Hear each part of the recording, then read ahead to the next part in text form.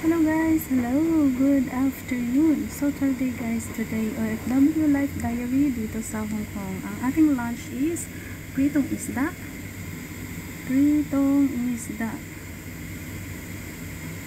And dito siya, ang ating soup. Tomato in coriander leaves. Ito siya, coriander leaves. Itong green. Then tomato with ham. Pork and ham. Yan ang ating soup guys. So soup natin for today.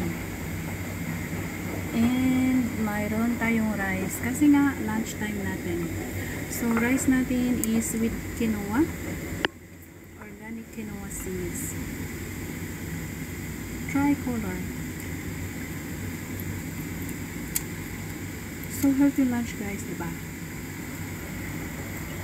So if baguhan ka, if you are new to my channel, please consider subscribing and hit that notification bell so you'll be notified whenever I uploaded a new video. Big shout out to all of my channel members. Thank you guys. Thank you for your time. Thank you for your endless support. So itong isda guys is, hindi ko alam anong pangalan nito sa English or sa Tagalog, pero ano to siya, yellow fish.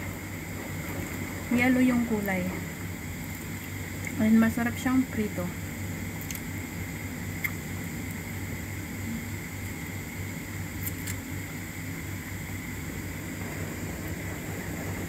And ang ating soup.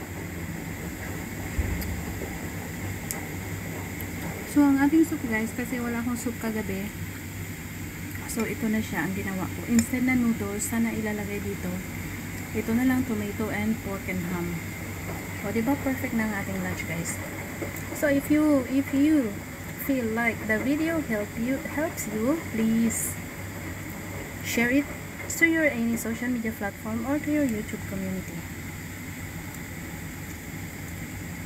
And consider subscribing.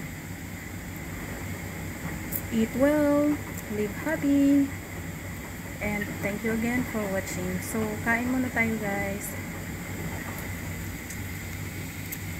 That's all for today.